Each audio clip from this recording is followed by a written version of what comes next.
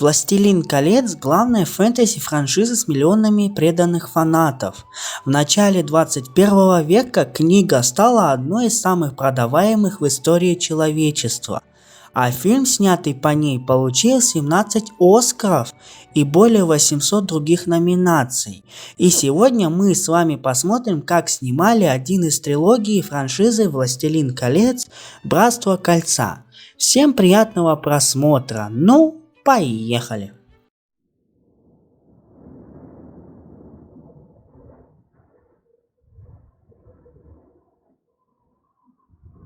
Впервые Питер Джексон прочитал трилогию Джона Толкина «Властелин колец» в 18 лет. Вскоре, когда он увлекался кино, его мечтой стала экранизация романа. Однако серьезно к этой идее режиссер подошел лишь приобретя достаточный опыт, и в середине 90-х Джексон совместно с женой Фрэн Волш написал черновой сценарий, уместив все произведения в 90 страниц. Затем он совместно с Филиппом Боенс, большим знатоком творчества Толкина, переделал сценарий 2 фильмов. И когда же проект запустили в формате трилогии, сценарий вновь понадобилось переписать, и в общих чертах работа над текстом не прекращалась, он продолжался меняться едва ли до конца съемок. Рабочая версия сценария достаточно сильно отличалась от источника Толкина. 3 сценария 3 фильмов не совпадали с частями книги, и авторы достаточно вольно обращались с хронологией событий, исправлением некоторых образцов, отбором эпизодов и реплик. Например, если сцена в книге не двигала сюжет, то в сценарии она не попадала. В то же время авторы стремились в сжатом формате передать дух и суть романа Толкина. Не случайно тома «Властелина колец» обязательно присутствовали на площадке вплоть до последнего съемочного дня, служа своего рода и справочником, и камертоном. Отдельно внимание заслуживает то, как в сценарии передавались некоторые батальные и экшн-сцены, хотя на экране подобные фрагменты порой занимают по 20 минут. В сценарии могло бы значительно лишь, что вроде они сражаются.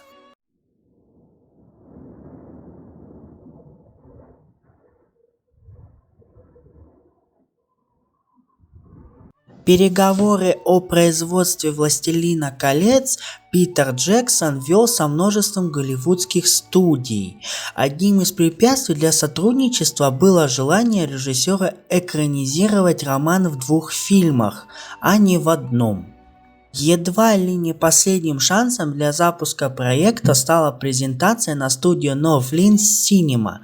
К удивлению Джексона, один из главных компаний Роберт Шей назвал безумием создание 2 картин, но по его мнению экранизация была возможна только в формате трилогии. С учетом сложности и масштаба проекта особое внимание Джексон уделил подготовке. Весь фильм был раскадрован в формате карандашных рисунков. При этом в дальнейшем Джексон порой довольно сильно отступал от раскадровки. Она задавала вектор, но не была окончательным решением. Далее раскадровки оцифровали и смонтировали в порядке развития сцен в будущем фильме. На такой видеоряд наложили сценарий, озвученный новозеландскими актерами и пробной музыкой.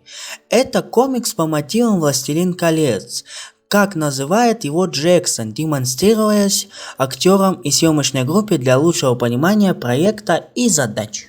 Далее были изготовлены миниатюрные макеты будущих декораций, на которых режиссер пробовал снимать тестовые видео. Это помогло найти наилучшие точки съемки и движения камеры. Еще одним важным этапом подготовки стала трехмерная цифровая превизуализация. В таком формате были проработаны 144 наиболее сложных кадра фильма. Например, превизуализация помогла понять, как лучше снимать сцену на лестнице в Казак-Думе, одну из самых эффективных и долгостоящих в картине. Съемки фильма начались в Новой Зеландии в октябре 1999 года и продолжились 15 месяцев. Подобные сроки впечатляют даже с учетом того, что одновременно создавалась вся трилогия. Снять необходимый объем материала одной группой было невозможно, по подсчетам Джексона. Это заняло бы 6-7 лет, учитывая, что режиссер обычно делает не меньше 10-12 дублей. Поэтому параллельно работало 5-7 групп, и каждая из которых вела съемку минимум с 2 камер.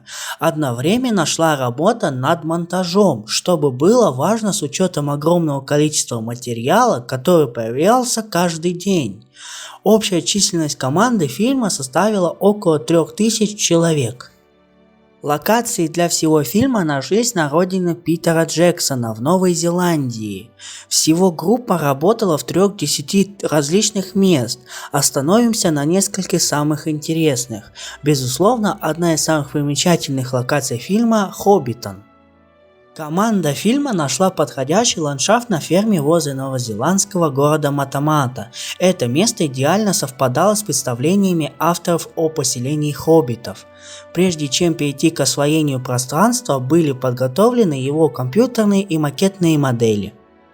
В течение года на съемках возводили декорации домов, холмов жилища, сажали сады и деревья, клали дорожки. К работе привлекали армию сотню рабочих и десятки садоводов.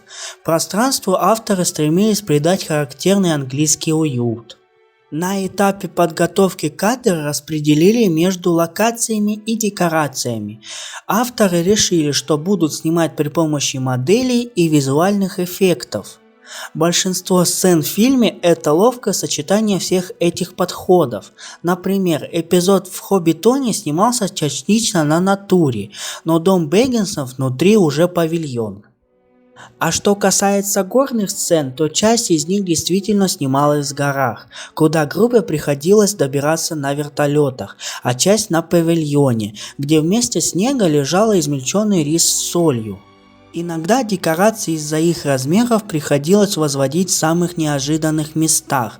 Например, съемки «Врат Мории» проходили на автомобильной парковке, так как создавать имитацию озера больше было негде.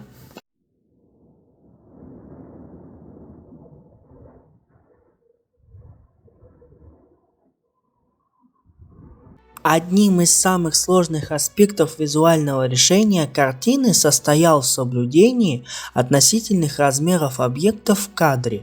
Хоббитов и гномов по своим пропорциям значительно отличаются от других героев. Большая часть времени на подготовку ушла как раз на поиски подходящих решений этой проблемы, через определенные углы, направление взгляда, света, глубины, резкости и так далее. Ключевым методом создания иллюзии относительности размеров стала принудительная перспектива. Техника предполагает, что объект, который должен казаться меньше, отодвигается дальше от камеры. Необходимое расстояние удаления определялось следующим образом. Группа договаривалась, что размер хоббитов составляет около 75% от размера обычных героев. Для достижения такого пропорционального отношения актеры-хоббиты должны были отдаляться от других персонажей на 1/3 расстояния от камеры. То есть, если между камерой и нормальным героем было 10 метров, то исполнитель роли хоббита в этом же кадре должен отойти еще на 3,3 метра. Яркий пример – телега Гэндальфа. Если сделать так, что Элайджа Вуд сидел на удалении от Иэна Маккеллена, при определенном ракурсе создавалось ощущение, что актеры сидят рядом, но один меньше другого. Однако возможности принудительной перспективы ограничены для возникновения иллюзии. Камера не должна двигаться относительно объектов. Разумеется, это не устраивало Джексона, поскольку сильно обменяло визуальное решение. Команда нашла следующий выход. Объекты незаметно для зрителя двигались одновременно с камерой, благодаря чему на экране сохранялись необходимые искаженные пропорции. Достигалось это с помощью 2 тележек и технологией Motion Control. На одной тележке под заданной траекторией двигалась камера, а на другой объект со съемки. Еще одним методом стало дублирование декораций и реквизита в разных размерах. Например, декорация жилища Бильбо Бэггинса была построена в двух вариантах: большого размера, чтобы подчеркнуть рост хоббитов, и маленького, чтобы Гэндальф казался громадным. Тот же принцип работал в таверне «Гонцующий пони», для которой изготовили мебель больших размеров, чтобы актеры, игравшие хоббитов, в сравнении с ним казались меньше. Другой способ решения проблемы относительных размеров — создания больших костюмов. Актеры вставали на ходули и надевали гигантских размеров костюмы и искусственные кисти рук. Рядом с ним исполнители ролей хоббитов казались низкорослыми. Именно таким образом решена сцена на улице Ночного Бри. Последним методом являлся привлечение дублеров-карликов. С их участием снимались кадры, в которых не было видно лиц героев. Тем не менее, на всякий случай для каждого дублера изготовили парики и латексные маски актеров.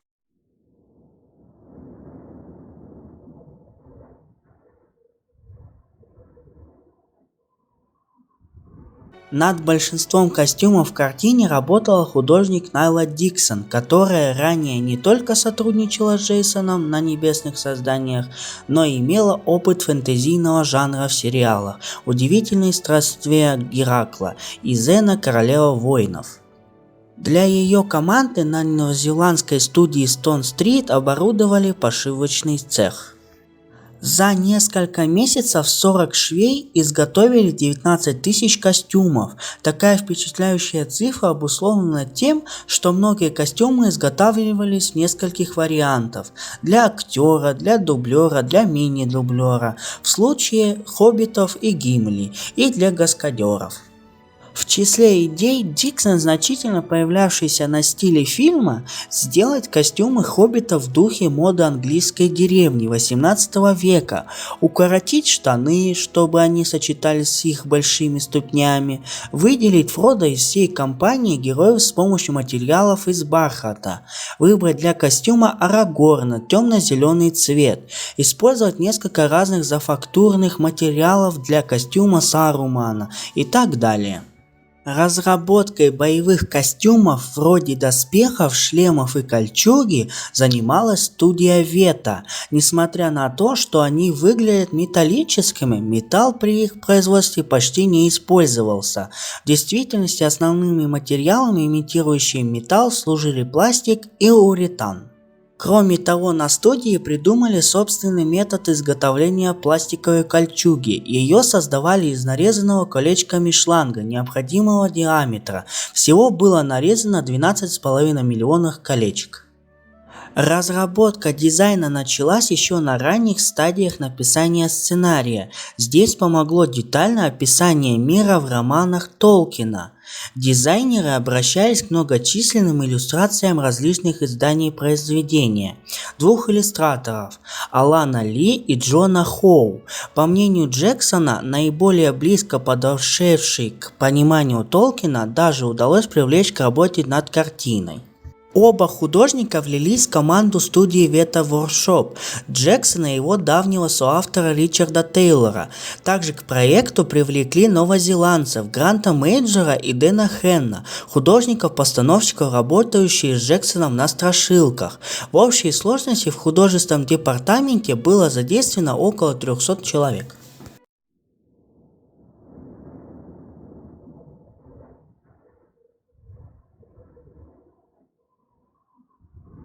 Этот коллектив занимался дизайном и производством декораций и реквизита, частью персонажей, например, орком, миниатюрами, пластическим гримом и некоторыми практическими эффектами. Всего работники мастерской Вета сделали более 45 тысяч предметов.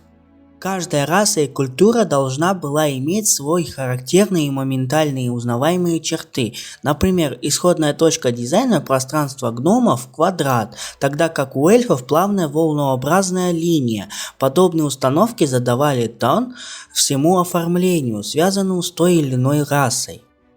Требовательность Джексона при разработке была настолько высока, что некоторые вещи утверждались лишь после сотен эскизов, например, образы урукхаев. В плане реквизита существовали следующие сложности. Во-первых, весь реквизит необходимо было изготовить самостоятельно с нуля. В пространстве фильма не существовало элементов, которые можно было бы откуда-либо взять. Для создания предметов привлекли десятки мастеров, стеклодувов, резчиков по дереву, ювелиров и так далее. Вторая особенность: значительную часть реквизита из-за особенных съемок необходимо было изготовить в двух экземплярах, размеров побольше и поменьше. Что касается колец всевластия, то их было сделано и вовсе 15 штук. Отдельная разновидность реквизита – оружие. На Вето изготовили более 100 мечей. В зависимости от требования сцены они могли быть из пружинной стали для крупных планов, из алюминия для сцен боевых и резаных для безопасности. Для каждого из ключевых героев меч имел свои особенности, соответствующие характеру владельца. На создание каждого стального меча уходило около недели. На съемках использовало более 10 тысяч стрел, которые также были разных видов. Кстати, чтобы научиться управлять с оружием, актеру пришлось специально заниматься по 6-8 недель. Исключением стал Вигго Мортенсен, поскольку он попал на проект, когда съемки уже начались. Ему пришлось учиться обращению с мечом в считанные дни. Отдельной частью работы Вето стали персонажи – орки, тролли и прочая нечисть. Жуткий дизайн большинства из них не позволил использовать обычный грим. Вместо него актеры носили латексные протезы и маски. Всего в студии сделано более 10 тысяч масок и 1800 костюмов тел из латексной кожи. Такое огромное количество связано с тем, что лицевые накладки можно использовать лишь один день, а костюм только 6 дней. Но, пожалуй, самый сложный пластический грим был у Джона Рис Дэвиса, игравшего гнома Гимли. Процесс грима включал бритье, нанесение латексных накладок, лоб, нос, уши, щеки, силикона и волос. Процедура ежедневно занимала 4-5 часов. И еще один важный момент – ноги хоббитов. По словам Тейлора, это была одна из самых сложных деталей во всем фильме. На ее разработку ушло больше года. Их особенность стояла в том, что латексные ноги должны были быть одновременно жесткими, гибкими и незаметными на ступне. Только для 4 главных героев изготовили 1800 пар ног. Ежедневно процесс надевания протеза занимало от 1 часа до 1,5. Они должны были хорошо приклеиться к ноге, а также требовалось время нанесения краски и волосков.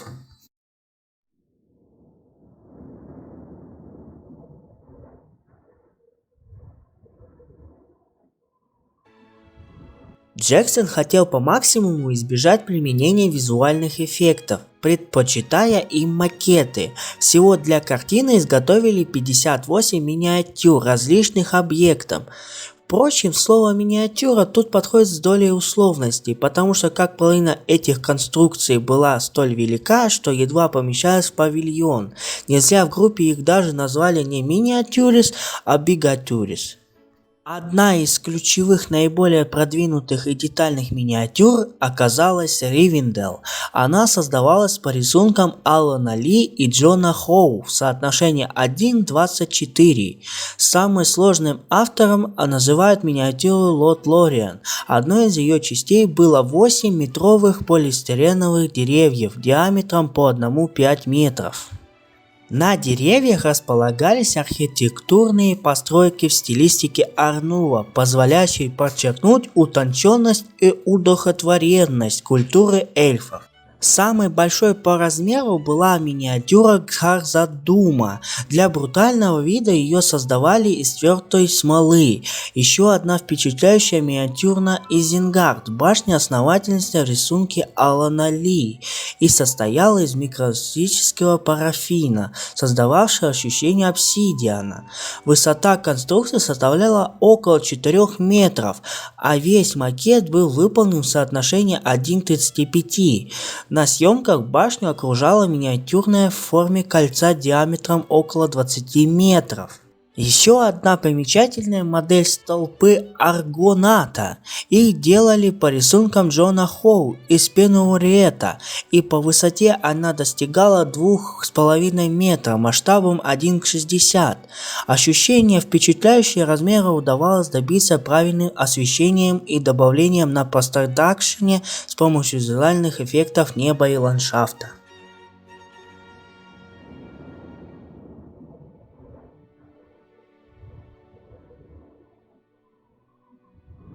Большую часть визуальных эффектов фильма делала студия Veta Digital. Всего картина насчитывает более 580 шотов с компьютерной графикой.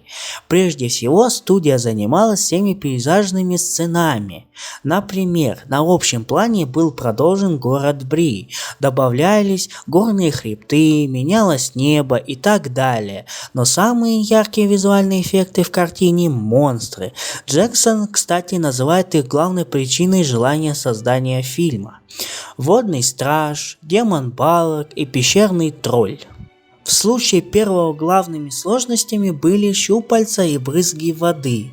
С Балрогом же трудности составляло в моделировании огня и дыма. Сначала элементы огня снимались на пленку, а затем в цифровом варианте прикреплялись к системе частиц, имитирующей движение огня.